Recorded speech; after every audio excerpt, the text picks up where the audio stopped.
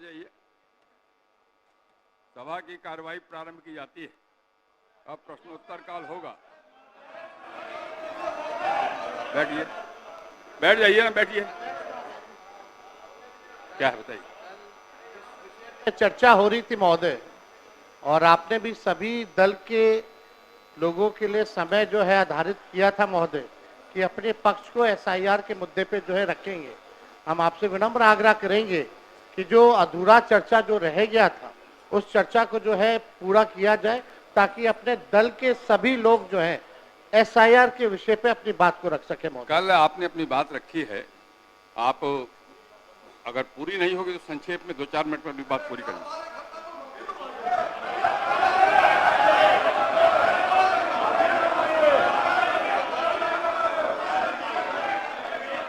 बैठिए, बैठ जाइए ना, बैठिए, बैठिए। आप पहले बैठ जाइए, बैठ जाइए, बैठ जाइए, बैठिए, बैठिए, बोलिए। अध्यक्ष महोदय, आपको हम धन्यवाद देना चाहेंगे कि आपने जो है हम लोगों की चिंता पर ध्यान देते हुए हम लोगों को जो है समय दिया है बोलने का। और ये आखिरी सत्र है महोदय, इसके बाद मुख्यमंत्री जी ठीक ही कह रहे थे कि अब हम सब लोगों को जो है चुनाव में जाना है। अब तो जनता तय करेगी कि कौन आएगा नहीं आएगा, क्योंकि जनता लोकतंत्र में मालिक है। लेकिन सबसे बड़ी बात है कि वो जनता का वोटर लिस्ट से नाम ना कटे, तो ये सबसे महत्वपूर्ण बात है महोदय। तो इसी विषय पे जो है ज्यादा नहीं, हम 2 मिनट 3 मिनट में अपनी बात को जो है समाप्त करेंगे। लेकिन कल जो हुआ वो हम लोगों को ठीक नहीं लगा। हम लोग सब लोग एक ही मकसद से आते हैं, बिहार के विकास के लिए, बिहार के लोगों की तरक्की की बात हो, चाहे पक्ष हो विपक्ष हो। हम लोगों का साफ एक ही एम है, मकसद है कि हमारा राज्य जो है आगे बढ़े। कल अगर किन्हीं लोगों को, क्योंकि अब ये आखिरी सत्र है, तो इतने 5 साल में अगर हमसे भी कोई गलती हुई होगी या हमारे सदस्यों से कोई गलती हुई होगी, अगर ठेस पहुंची होगी, तो उसके लिए भी हम माफी मांगने के लिए तैयार है। कोई इसमें बड़ी बात तो है नहीं महोदय। लेकिन ये दोनों तरफ से महोदय होना चाहिए था। कल जो भी बात हुई दोनों तरफ से जो है बातें होकर के आई हैं। अब हम नहीं चाहते कि बेकार की बातों पे हम लोग जो चर्चा करें, मुद्दे की बात पे जो है हम सब लोगों को जो है चर्चा करना चाहिए महोदय। कल जो हम बता रहे थे महोदय कि अगर बाहरियों की बात आई है तो इलेक्शन कमीशन कौन होता है तय करने वाला? वो तो भारत सरकार और केंद्र मंत्रालय का गृह विभाग का ड्यूटी है। इलेक्शन कमीशन का काम है निष्पक्ष चुनाव कराना, और इलेक्शन कमीशन ने एफिडेविट किया है सुप्रीम कोर्ट में 700 से भी अधिक पन्नों का, जिसमें कहीं भी जो है विदेशी शब्द का जिक्र नहीं है, नेपाली, बांग्लादेशी, म्यांमार का जिक्र नहीं है महोदय। और आप देखिएगा जो बीजेपी के भी जो बीएलए होते हैं, बूथ लेवल के जो एजेंट होते हैं, उन लोगों ने भी आज तक इसके बारे में शिकायतें नहीं की। ये सच्चाई है महोदय। बात अगर घुसपैठिया अगर आया भी है तो ये लोग खुद स्वयं सरकार अपने ऊपर पे सवाल उठा रही है। 2003 अटल बिहारी जी के समय हुआ था, राज्य सरकार में राबड़ी देवी जी मुख्यमंत्री थी, आखिरी बार 2003 में हुआ था। उसके बाद 2005 से 25 तक तो मुख्यमंत्री नीतीश कुमार जी और 11 साल से प्रधानमंत्री नरेंद्र मोदी जी। अगर कोई विदेशी अगर घुसपैठिया अगर आया है तो गलती तो सरकार की है महोदय, उस समय के लोगों की है। तो ये बड़ा प्रश्न जो है, ये सवाल बेकार की बातों में हम लोगों को उलझना नहीं चाहिए। हम सब लोगों का मकसद होना चाहिए कि एक एक बिहारी का वोटर लिस्ट से नाम ना कटे। इस निष्पक्षता से चुनाव आयोग काम करे, इसलिए हम लोग जो है चर्चा कर रहे हैं। और इस विषय पे तो जनता दल यूनाइटेड के एमपी ने भी कल जो है हम लोगों के पक्ष में बात रखी है महोदय। और बीजेपी के एनडीए के जो सबसे बड़े सहयोगी दल चंद्रबाबू नायडू ने भी जो है हम लोगों के साथ जो है सहयोग किया है, और इलेक्शन कमीशन को भी उन्होंने सुझाव दिया है महोदय। वो आप लोग भी, हम चाहेंगे कि कल मुख्यमंत्री जी बोल रहे थे तो हमको लगा कि मुख्यमंत्री जी जरूर इस पे बोलेंगे, पर हम चाहेंगे कि मुख्यमंत्री जी आश्वासन दे कि एक भी बिहारी का वोटर लिस्ट से नाम जो है नहीं कटने देंगे महोदय। क्योंकि जाति आधारित गणना जब हम लोगों ने कराया था तो 9 से 10 महीने लगे थे बिना डॉक्यूमेंट के, 9 से 10 महीने। और उन 9 से 10 महीने में बीजेपी के ही लोग कहते थे कि हमारे पास नहीं आया, हमारे पास नहीं आया। तो 25 दिन में कहां से 8 करोड़ लोगों के पास चले गए होंगे महोदय? ये तो प्रश्न तो खुलता ही है। तो हम तो सारी बातें महोदय कल कह ही दिए थे। समय को लेकर के दो दस्तावेज जो मांगे जा रहे हैं, 11 दस्तावेज, वो गरीब के पास है ही नहीं। और कई ऐसे दस्तावेज है महोदय कि आधार कार्ड देकर के वो दस्तावेज बनते हैं, लेकिन आधार कार्ड ये मांग नहीं रहा है, मान इलेक्शन कमीशन। तो ये बड़ा सवाल जो है महोदय होता है, खास तौर पे 4.5 करोड़ जो बिहार के लोग बाहर जाकर के कमाने खाने जाते हैं। अब पता नहीं कोरोना के टाइम में तो 40 लाख लोग आया था, तो क्या स्थिति हुई थी। अब ये 4.5 करोड़ लोग कैसे इन लोगों ने सत्यापन किया है, इस पे बड़ा सवाल जो है खड़ा होता है। तो हम चाहेंगे महोदय, आपने समय दिया, इसके लिए हम आपको दिल से धन्यवाद देते हैं। और चाहेंगे कि इसमें पक्ष विपक्ष नहीं, हम सब लोग वही वोटर लिस्ट से चुन करके आए हैं जिसपे चुनाव आयोग उंगली दिखाने का काम कर रहा है, चाहे आप हो या हम हो। यानी सारा चुनाव ही 2003 के बाद से फर्जी है। तो ये बड़ा सवाल खड़ा होता है।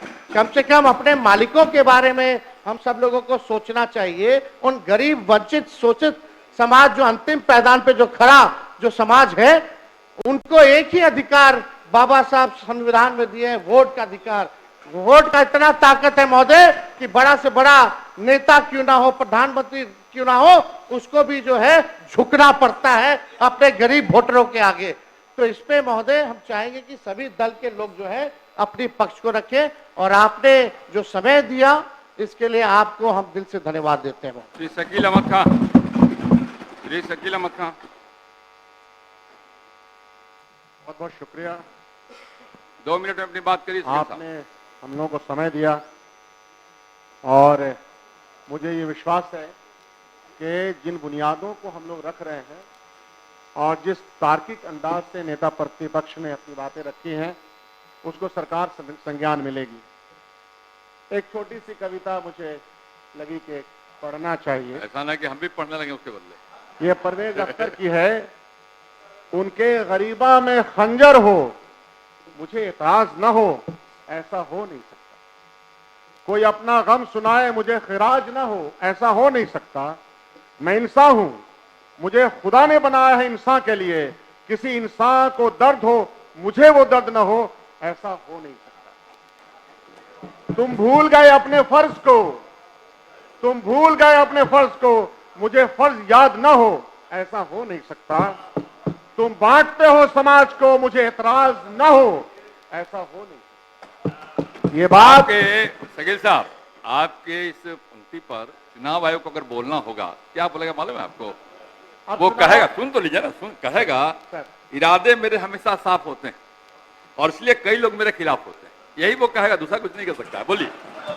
इस बार बड़का जुट्ठा पार्टी के इरादे कैसे हैं उसका अंदाजा इस तरह से हो रहा है कि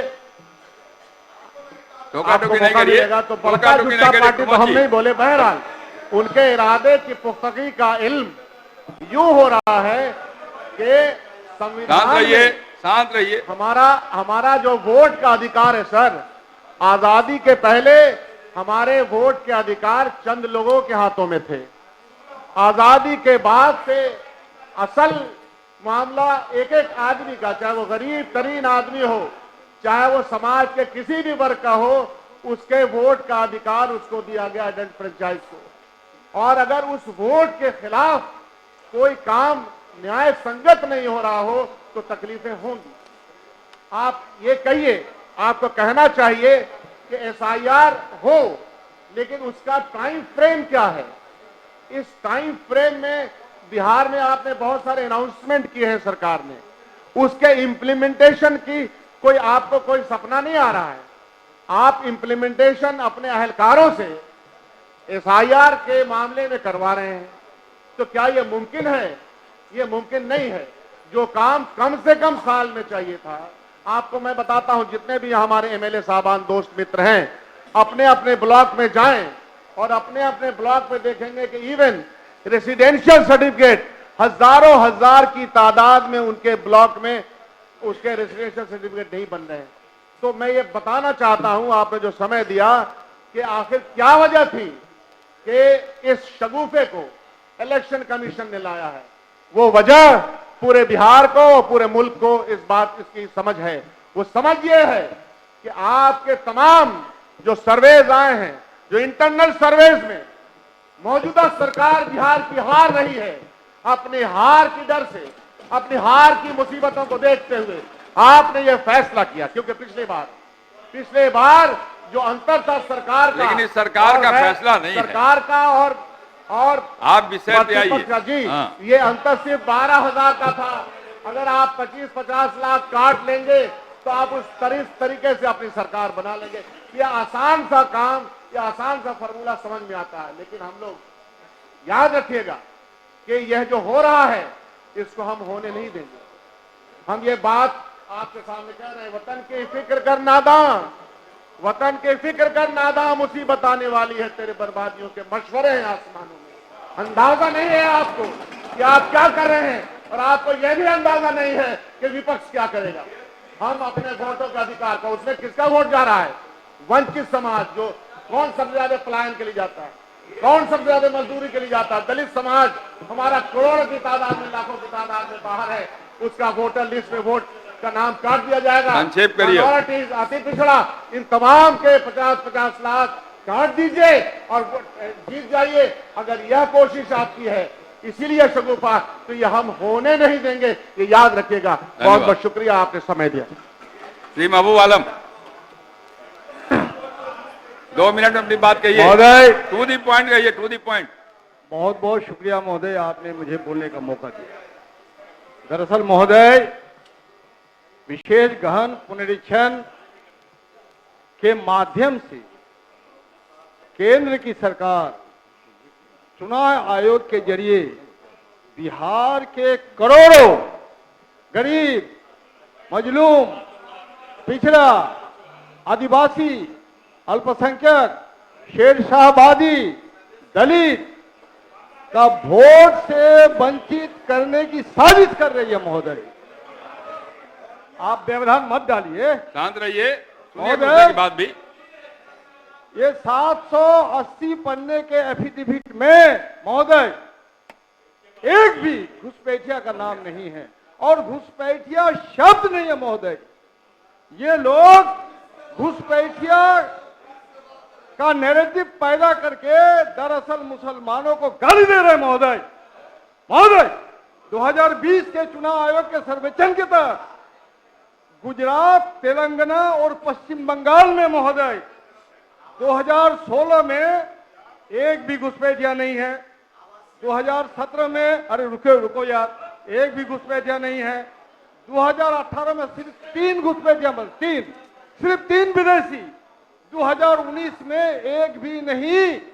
ऐसी हालत में महोदय हम बिहार की गरीब जनता, जो करोड़ों अपनी रोजी रोटी हासिल करने के लिए, उच्च शिक्षा हासिल करने के लिए जो दूसरे प्रदेशों में चले गए हैं महोदय, उनको तत्काल टिकट नहीं मिलती है रेल महोदय। 22 दिन तक कोई कंफर्मेशन टिकट नहीं मिलती है महोदय। वो करोड़ों लोग यहाँ आकर के अपने आवासीय सर्टिफिकेट कैसे बना सकते हैं? इनका अंचल जो भ्रष्टाचार का शिकार है महोदय, आपात मस्तक इनके पदाधिकारी जो भ्रष्ट है। आप बताइए कि हमारे जैसे लोगों को अभी भी रेसिडेंशियल सर्टिफिकेट बनाने की संभावना नहीं है। समाप्त करिए। ऐसी हालत में महोदय हम दुर्भाग्य है महोदय कि कल का सदन महोदय को सत्ता पक्ष के उप मुख्यमंत्री के अभद्र आचरण के कारण स्थगित करना पड़ा। बैठ जाइए महोदय, बैठ जाइए। नहीं, ये गलत, इसको हम अलाउ नहीं करते, निकाल दीजिए। इसलिए महोदय बैठ जाइए, निकाल दिया। मुख्यमंत्री जी जवाब दे रहे थे प्रोसीडिंग से निकाल दिया, बैठिए ना। महोदय मुख्यमंत्री अजय जी, कुमार, मुख्यमंत्री जी, अजय कुमार, हम आग्रह करते हैं महोदय, मुख्यमंत्री ये उपयोग दुरुपयोग नहीं करें, इसके लिए बहुत अवसर आपको मिलने वाले। बैठ जाइए, बैठिए ना, आप बैठिए ना। अरे निकाल दिया, बैठिए ना, बैठिए। इसके लिए आपको बहुत अवसर मिलेंगे, ये सब करिएगा चुनाव के समय में। अभी विषय पे बोलिए अजय जी। बैठिए ना, हो गया, बैठो नहीं यार, बैठिए, बोलिए अजय जी।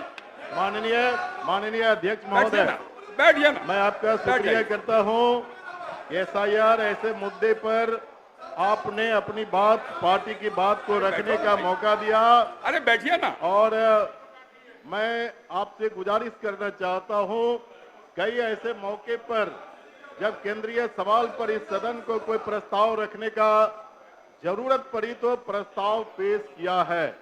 मैं चाहता हूं कि एसआईआर अविलंब वापस हो, वो रुके इसलिए क्योंकि आज जिस दौर में एसआईआर कराने की कोशिश की गई है, ये बिहार विधानसभा चुनाव से पहले, मैं साफ कहना चाहता हूं कि अभी तक जो बातें सामने आई है, इलेक्शन कमीशन का जो एक वर्डिक्ट आया है, लगभग 40 से 50 लाख लोगों का नाम जो फर्जी वोटर थे उनके काटे गए हैं। मैं आपके माध्यम से यह जानना चाहता हूं और इलेक्शन कमीशन से पूछना चाहता हूं कि अगर 40 से 50 लाख वोटर था तो इलेक्शन कमीशन आज तक क्या कर रही थी? अगर वो 40 से 50 लाख वोटर फर्जी था, क्या लोकसभा चुनाव को आप रद्द कर देंगे? और अगर ये नहीं करेंगे तो बिहार विधानसभा चुनाव के बाद आप इस कार्यक्रम को कीजिए। दूसरी बात हम कहना चाहते हैं, आप शायद मेरे कुछ दोस्त सोच रहे थे ये कार्रवाई जो हो रही है इस बिहार के अल्पसंख्यकों के खिलाफ, मैं उस समय कहा था जब एनआरसी सीसी कानून जो है सीए लाने की बात हो रही थी, मैं बोला था, बाद में करिएगा, मैं बोला था हमारी पार्टी, मेरी पार्टी कही थी एक दिन सबका मिलेगा, और आज सामने आ गया। हो गया आपका, हो गया, बैठ जाइए।